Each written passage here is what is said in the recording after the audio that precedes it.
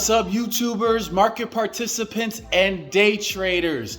You just stumbled upon my channel where I'm going to review my day trades daily. So if you're new to the game, you're struggling to make money, and you got a small account, you found your boy. Go ahead and like, comment, subscribe. Definitely join the family because AKA Will the Wise, AKA Will the Market, and AKA your boy are here. Let's jump into these trades. What's up, YouTube? Your boy is back, and your boy did a great job today taking profits. All right, let's get into the market. As we know, the market has been selling off the last 2 days, but today was a quick little sell-off. I got some calls and some puts here. So I did Micron, NVDA, Tesla. I did bat 4 for 4 today, hitting each play out the park. Very, very happy with that. The new account balance is at 2176. Let's go ahead and get into the trades. So NVIDIA, starting off, quick 2-minute reversal. So I saw on the 5-minute, the bar was going green, right? It was looking green, it was looking strong, and then I saw it reverse, and right when it went red, I was like, I got to attack, right? So I was looking at the 5-minute chart, but I'm posting the 2-minute chart because just a better example. 5-minute looked very similar, so we're in this great location, right? We're in this great right under I messed that up, but right under all of yesterday's data, moving averages, everything, right? So we open up, we get kind of strong. This candle shows bulls are not in control. Bulls are trying to get there, but they're not in control. As soon as the next candle starts, I don't see this, but I see the green on the 5-minute, and then I see it turn to red. I was like, oh, okay, this isn't looking good. So I jumped in here, and the yellow is where I jumped in. Boom, hit in there with 2 contracts at 121. As soon as I got my 20%, I was out. So I was out basically. On the 5-minute candle, you can see this was all in the same candle, which is fine. I mean, I got my 20%. Lets me get out and not feel like I'm missing anything because I'm taking my profits. I wasn't as aggressive on this play because the 5-minute candle didn't form, right? So this is the 2-minute chart. I didn't even see this, but I basically traded off the 5-minute where it started off green, then it lost that green, went red, and then I was like, all right, I'm jumping in because we're already in a good location. We're already under everything, right?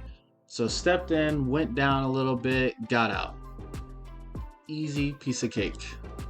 Now this is the play where I could have made a lot more and I should have brushed up on my skills, right? So here's the 5-minute chart, and here's that candle I was just talking about. It started off green, and then as soon as it started going red, I was like, bam, punching it, right? So I punched it, got out, all of it was done. Next thing I saw was this nice little beautiful red takes over green, narrow bar range right next to the 800 moving average, or not 800, 8 moving average. My entry was pretty good. I got in at 1 minute or 56 seconds left of this bar to close of where I'm pointing at the yellow. So I got in there perfectly, took profits at 20%, which is the first one at the 955 right here. So mistake here is I should have at least waited for this candle to close, right? I could have waited until the 5 minutes were over. Could have got the first one out down here. And then the next candle should have been bar by bar. And what I mean by that is if I'm out here for the first one, I should have had my stop here. This bar finishes, I put my stop here. This bar finishes, I put my stop here. This bar finishes, I can kind of see that this bar was an indecision, so I could hang out here, which I wouldn't have gotten stopped out here. I would have gotten stopped out in the next one. But these contracts, this last contract ended up getting up to like 450. That's terrible. Ended up getting to like 450, right? That last contract, and just that alone just playing that finesse into that last contract, riding the momentum, would have easily given me so much more money on the day, right? And that's something I got to work on, right? But furthermore, it was good. I could have went heavier on the position size because this was a perfect indicator towards the eights, getting 2 narrow range bars of closing. I could have even went in with this with 4 contracts to start off. That would have been probably the better play. Didn't do it. That's all right. Is what it is. Still profited on this move, right? Good trade, very good trade. Tesla, big bar, 5-minute clearing yesterday's data. So huge move. This 5-minute bar jumped up, cleared all of this yesterday's data. So I'm in. I got in a little late, 15 seconds. I should have been in on this candle, but I was in on this candle like very right at the open. I am happy with the ad because I did see the candle going down, almost got to my stop, but then it reversed, and then I was like, punch it long. I punched it long, sold 2 above the 20% mark, and then I kind of wanted Tesla to keep going. So what did I do? I let my stop hang out here, let the last contract hang out, and then bam, stopped out there. And now that I'm looking at it, this one I should have killed way quicker and took my gangs on this candle because we have this overhead resistance. All this zone right here is just going to keep pushing it down, right? Until we really get some great momentum upward. Here is where I should have took my profits, and the trade before where I had nothing above it. Can I go back? Where I had nothing under it for no support. This is definitely where I should have been trailing my stop, as opposed to me being a little bit biased on this return. And it was a bias because they had earnings and I thought they got beat down a little bit too hard, but follow the charts, not what's in your heart. So let's go ahead and keep moving. Last trade of the day, which was Micron. So Micron I felt was too extended on the 1-hour chart. I saw it was down pre-market by 3%. So I was like, all right, let's look at the chart to see if it's too extended, right? Because it's already been getting beat down. Look at this 1-hour chart here. 1-hour chart showing us this huge gap between the 200 EMA and the 20 EMA. So I already got this big gap.